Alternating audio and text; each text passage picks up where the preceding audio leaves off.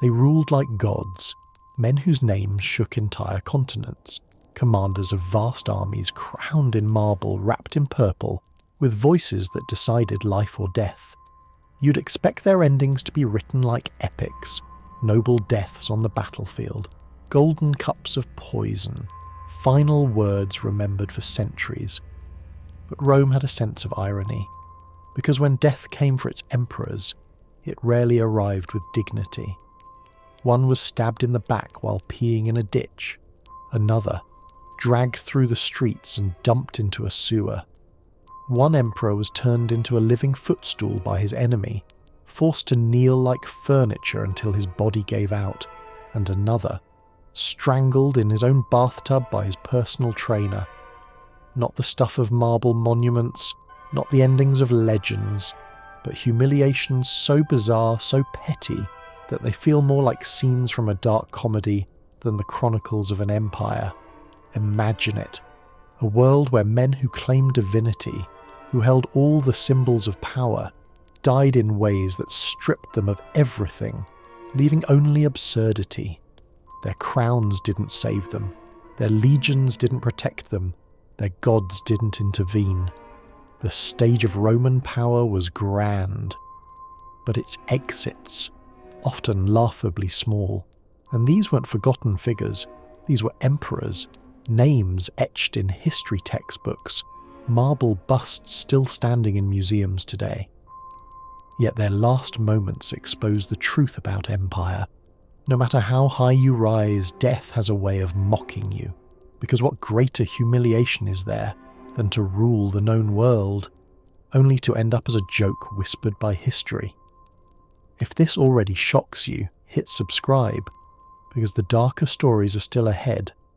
Over the next 8 stories, you'll see just how absurd, grotesque, and almost unbelievable their deaths really were. From poison served at dinner, to secretaries stabbing their emperor over a forged list, to a philosopher king bleeding in the sand, whispering final words to gods he could not summon. These emperors didn't go out with honour.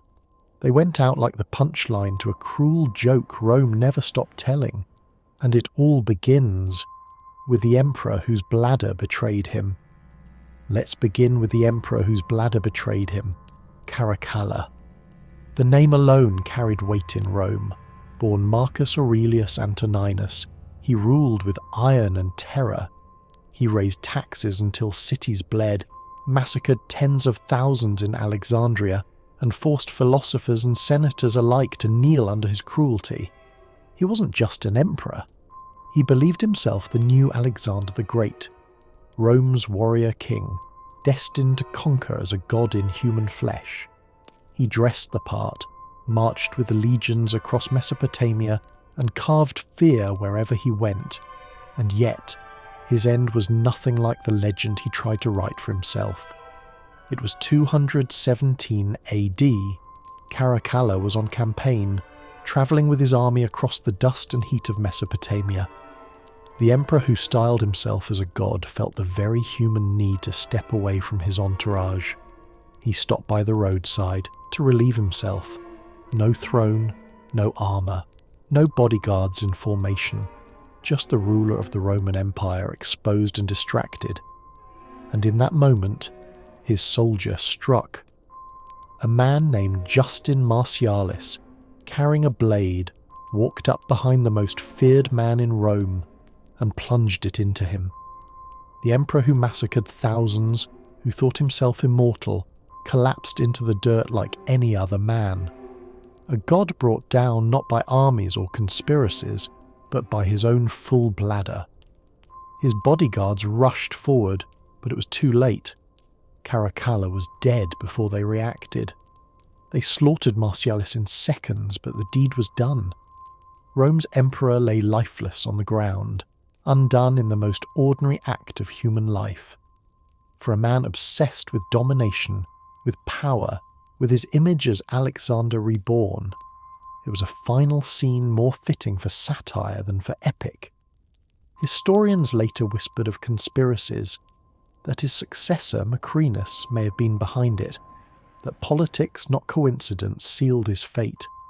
but the truth remains the same. The emperor who once ordered blood to flow in Alexandria met his end while urinating in a ditch. Rome's terror, stripped of his armour and titles, undone by biology.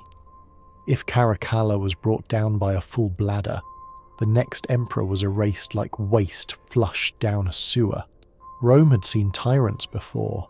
It had endured cruelty, ambition, even madness. But when a 14-year-old boy named Elagabalus rose to the throne, the empire witnessed something different, something that felt more like theatre than government. He was crowned as emperor, but he ruled as if Rome itself was a stage for his performances. He dressed in silks that shimmered like the robes of women. He married more than once, sometimes women, sometimes men. He forced senators, hardened and grey with age, to bow before a black meteorite he claimed was divine. Banquets under his rule were nightmares of excess and mockery. Guests were served stones disguised as food, food disguised as stones. Exotic animals roamed the halls as if chaos itself had been invited to dinner. He even offered doctors vast sums if they could grant him a new body, surgical transformations that Rome could not comprehend. For the common people, his reign was scandal. For the Senate, it was humiliation. And for his own grandmother, Julia Maesa, the very woman who had manoeuvred him onto the throne, it was the final straw. By 222 AD, his rule was a circus Rome could no longer endure. The Praetorian Guard turned against him. Soldiers burst into his chambers. The boy emperor who had demanded worship was beaten to the ground, stabbed, and mutilated alongside his mother. But death was not the end. What followed was an execution of memory itself. Elagabalus's body was dragged through the streets of Rome, jeered at by the people he had mocked. Stripped of dignity, stripped of clothes, he was hauled to the Cloaca Maxima, the empire's great sewer, and there Rome threw its emperor away like filth. No burial, no shrine, no monument. The symbolism was deliberate. Rome wasn't just killing its emperor, it was erasing him. A ruler who blurred boundaries, mocked tradition, and turned power into parody was expelled from history like waste flushed into darkness. Elagabalus was only 18 years old when his body disappeared into the sewers of the Eternal City. Elagabalus was discarded like waste, but the next emperor was poisoned at dinner, betrayed by the person closest to him. He was never meant to rule. Claudius, the stammering, limping uncle, hidden away as an embarrassment in the palace halls. He was considered weak, awkward, a man unfit for the stage of power. But history loves irony. When Caligula was assassinated, the Praetorian Guard found Claudius trembling behind a curtain. Instead of killing him, they placed a crown on his head. And against all expectations, this forgotten uncle became emperor. What followed was not disaster, but competence. Claudius reformed the law, strengthened Rome's administration, and most famously conquered Britain, bringing a new province under the empire's banner. The man mocked for his limp and stutter had proven sharper, steadier, and more capable than anyone expected. But his undoing would not come from war or rebellion. It would come from his own dinner table. His fourth wife, Agrippina the Younger, was far more ambitious than loyal. Her goal was clear, to see her son Nero crowned as emperor, and for that to happen, Claudius had to die. In 54 AD, at a banquet in Rome, Claudius was served his favourite dish, mushrooms. But these were no delicacy, they were laced with poison. Within hours he fell violently ill. Accounts differ. Some say a poisoned feather was later used to help him vomit, ensuring the toxin entered his system fully. Others claim a final poison porridge sealed his fate. What is certain is that Claudius lingered in agony, speech slurred, body paralysed, as Agrippina manoeuvred in the shadows. and when his final breath left him in the early hours of the morning, she wasted no time. Nero was declared emperor almost immediately, while Claudius's own son was brushed aside. The emperor who had surprised Rome with competence was erased in favour of a boy moulded by his mother's ambition. Claudius's legacy became as tainted as his mushrooms, forever debated, forever twisted by those who rewrote his story. He had conquered Britain, reformed Rome's law, and proven his worth as emperor. Yet in the end, he was not remembered for victories or reforms. He was remembered for poison at dinner, the most competent ruler since Augustus, undone not by war, but by his wife's menu. Claudius died with poisoned mushrooms. His successor, Nero, couldn't even manage to die properly on his own. Nero was no ordinary emperor. He didn't just want to rule Rome, he wanted to perform for it. He fancied himself a poet, an actor, a singer. He strutted on stages, played his lyre, and forced senators and nobles to sit through his endless performances, clapping whether they wished to or not. But beneath the costume of art lay paranoia. He executed his own mother. He burned through Rome's treasury on vanity projects.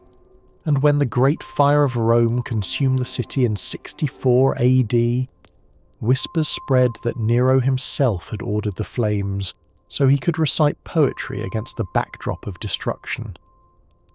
By 68 AD, the empire had had enough. Revolts broke out across the provinces. The Senate declared Nero a public enemy. The emperor who once crowned himself a god suddenly found himself alone, without an army, without allies, and with death closing in. He fled the city with a handful of loyalists, hiding in a villa on the outskirts of Rome. There, the flamboyant tyrant unravelled. He wept. He begged his companions to dig him a grave. He rehearsed final speeches, searching for last words worthy of history. He quoted plays, but nothing sounded dramatic enough. Then the message came. Soldiers were on their way. They would drag him through the streets of Rome and humiliate him before the Senate. Panicked, Nero grabbed a dagger. But when the moment came, he couldn't do it. The emperor who had condemned thousands to death could not bring himself to take his own life. In desperation, he turned to a freedman, Epaphroditus. With trembling hands, Nero pressed the blade to his throat. Epaphroditus pushed it in. As blood poured from the last emperor of the Julio-Claudian dynasty, soldiers burst into the villa. Nero's final words were not for Rome, nor for his gods, nor even for himself as ruler. They were for his fantasy. What an artist dies in me. Not conqueror, not a statesman, just a failed performer.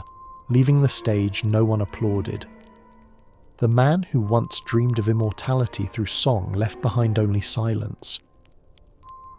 If Nero's last act was botched theatre, Galba's was brutal comedy. He didn't even last a year before his guards turned on him. After Nero's chaos, Rome wanted stability. They didn't seek brilliance. They didn't crave charisma. They just wanted someone who wasn't Nero. Enter Servius Sulpicius Galba, an elderly senator, stern, disciplined and frugal to a fault. To the Senate he was safe. To the Praetorian Guard he was acceptable, at least for the moment. And so, in the bloody vacuum left by Nero's fall, Galba was crowned emperor. But Rome's patience with emperors was already thin, and Galba made his first mistake almost immediately. Tradition dictated that when a new emperor took power, the Praetorian Guard, the elite soldiers who served as kingmakers, were rewarded with generous donatives, bribes dressed up as loyalty bonuses. Nero had promised them gold. Galba refused. He declared that soldiers should serve Rome, not their purses. A noble principle, perhaps, but in the heart of Rome, principles did not outweigh coins. The guards simmered with resentment, and Galba made enemies beyond the camp. He filled his government with cronies, dismissed advisors, and treated austerity as a virtue in a city that demanded spectacle. Within months, the streets of Rome whispered betrayal. January 69 AD. Just 7 months into his reign, Galba was carried through the Forum on a litter. The city buzzed with unrest, soldiers muttering in the crowds. Then, chaos erupted. His own guards turned on him. The emperor was dragged from his litter, cut down in the heart of Rome, blood splashing across the stones of the Forum. His severed head was lifted high on a pike, paraded through the streets as the mob jeered. But Rome had one more insult to deliver. Soldiers stuffed coins into his mouth, a grotesque symbol mocking his stinginess. The emperor who preached discipline and frugality was reduced to a piggy bank, his corpse the stage for a final brutal joke. Galba's death ushered in what would be known as the Year of the Four Emperors, a whirlwind of blood, betrayal and shifting power. Rome had wanted stability. Instead, it received chaos on repeat. The man who promised order ended with coins rattling in his dead mouth, his body a warning that emperors who refused the price of loyalty paid for it in blood. Galba was betrayed by unpaid guards. Commodus would be betrayed by someone closer, his own trainer in the bath. Commodus was born into greatness. The son of Marcus Aurelius, the philosopher king, he inherited an empire at its height. Rome expected wisdom, stability, perhaps even another golden age. Instead, it got a spectacle. Commodus declared himself the reincarnation of Hercules. He paraded in lion skins, carried a club, and renamed the months of the year after himself. He even tried renaming Rome Colonia Commodiana, the colony of Commodus. But what humiliated Rome most wasn't the renaming, it was the fighting. Commodus didn't just sponsor gladiator games, he starred in them. The emperor himself stepping into the arena, slaying wild beasts and sparring against terrified men who dared not strike him. He charged the city enormous sums for his performances, calling it public service. To the Senate, it was disgrace. To Rome's people, it was a joke. Their emperor wasn't leading armies, he was playing wrestler. Behind the curtain, his court seethed. Commodus had bled the treasury dry and turned power into parody, and so his inner circle plotted his end. At first, they tried poison. His mistress Marcia slipped it into his wine, but Commodus vomited it out. Plan B was simple, brutal, final. They summoned his personal trainer, a burly former wrestler named Narcissus. Commodus, lounging in his bath, had no reason to suspect betrayal from the man who had shaped his body for combat. But in the steam and silence of that chamber, Narcissus struck. He pinned the emperor beneath the water and wrapped his hands around his throat. The self-proclaimed Hercules struggled, but the gods did not intervene. Within moments, Commodus was dead, strangled in warm bath water like a weakling. The man who thought himself divine died like a man too arrogant to see betrayal soaking into his skin. His death was more than personal, it was symbolic. With Commodus's murder, the Pax Romana, the long era of peace Rome had enjoyed, was declared finished. What followed was civil war, chaos, and blood. The boy born into empire's glory left it teetering on collapse, all because his own trainer grew tired of waiting. Commodus died in the bath, but Emperor Valerian's fate was far worse. He became a human piece of furniture. Rome's emperors prided themselves on never bowing. They were the ones men knelt to, the ones whose statues towered above the world. But in 260 AD, Emperor Valerian learned what it meant to kneel, in the most humiliating way possible. Valerian had marched east against the Persians, confident in Rome's strength. His legions were vast, his authority absolute, yet at the Battle of Edessa, everything collapsed. His army was crushed, and the unthinkable happened. Rome's emperor was taken alive. No emperor before him had ever been captured by a foreign power. To the Romans, it was a nightmare. To the Persians, it was theatre. Shapur I, the Persian king, knew the power of spectacle. He didn't ransom Valerian. He didn't kill him outright. Instead, he used him. Every time Shapur mounted his horse, he summoned the Roman emperor, and Valerian, ruler of the greatest empire in the world, was forced to kneel on all fours, serving as a human stepping stool. Day after day, the humiliation deepened. Rome's divine figurehead reduced to furniture. Soldiers and courtiers alike watched as their king climbed onto his horse by stepping on the back of an emperor. It wasn't just cruelty, it was propaganda. A message carved into humiliation. Persia had broken Rome. There was no daring rescue, no last-minute negotiation. Rome, ashamed and leaderless, simply moved on, pretending Valerian had vanished. He lingered in captivity for years, forgotten by his own empire, and then came the end. Persian sources claim that when Valerian finally died, Shapur ensured his humiliation lived on. His body, they say, was flayed, stuffed with straw, and mounted as a grotesque trophy. Whether fact or propaganda hardly matters. The message was the same. The most powerful man in the world had been reduced to skin and spectacle. Valerian's legacy was not marble arches or grand victories. It was servitude. His name remembered less as a ruler, more as a warning that no empire, not even Rome, was untouchable. For Rome, it was humiliation made flesh. For Shapur, it was triumph turned into theatre. If Valerian's end was propaganda theatre, Aurelian's was pure office comedy, killed by paperwork.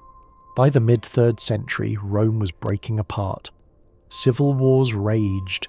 Enemies pressed in on every frontier. Emperors rose and fell so quickly that their reigns could be measured in weeks. And then came Aurelian, disciplined, ruthless, brilliant. They called him Restitutor Orbis, the restorer of the world. He crushed rebellions, reunited provinces that had broken away, and drove back invaders at the borders. Under his hand, Rome was stitched back together, its heart beating strong again. But his iron discipline cut both ways. Aurelian was efficient, yes, but he was also merciless. He demanded loyalty, punished corruption without hesitation, and ruled his court with the same severity he used on the battlefield. His secretaries, scribes, and administrators lived in fear of his scrutiny, and that fear, more than any enemy army, was what killed him. In 275 AD, Aurelian was preparing another campaign. Somewhere in his offices, a secretary panicked.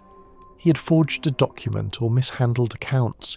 History blurs the details. What remains clear is his terror. Convinced that Aurelian would discover his deception and order his death, the secretary made a desperate move. He forged something else, a list. This list supposedly named officials that Aurelian planned to execute. It was entirely fake. But when he showed it to others in the imperial staff, the effect was instant. Panic spread through the palace like wildfire. If the restorer of the world was preparing a purge, then they would all be next. And so, rather than wait, they struck first. Not assassins, not generals, not even senators. Aurelian, the man who saved Rome from collapse, was surrounded and stabbed to death by his own secretaries. An emperor undone by paperwork.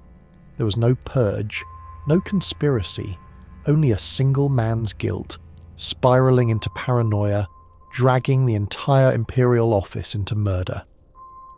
Rome lost one of its most competent rulers, not to war, not to treachery, but to clerical fear.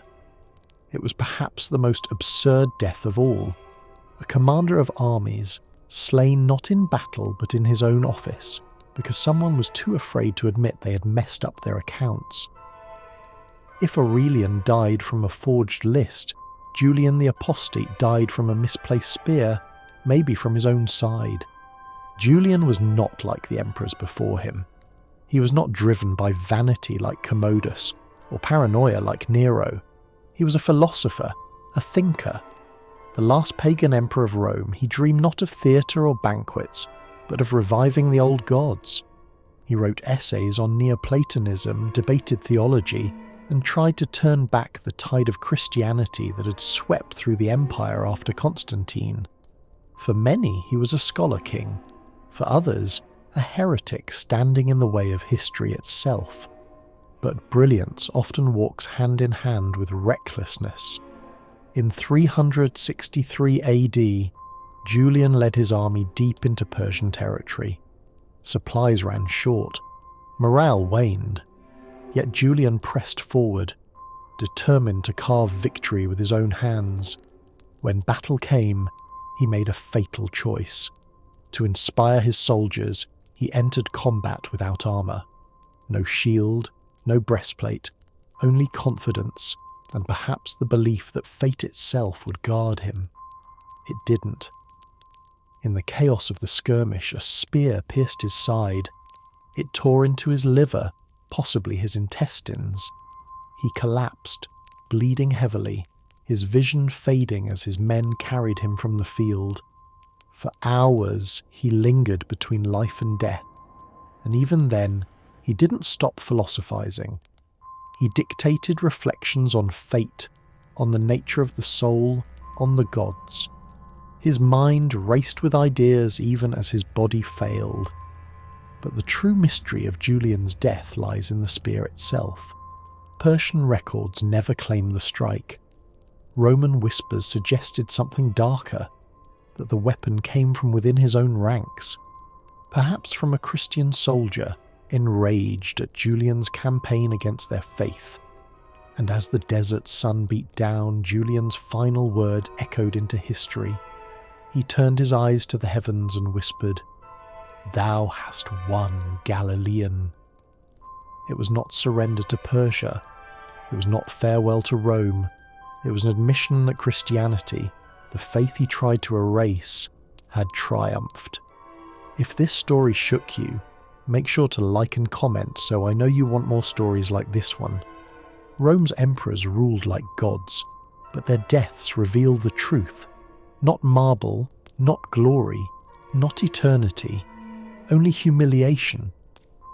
Rome wasn't just undone by enemies, its emperors destroyed themselves, in toilets, in bathtubs, in banquets, in absurdity.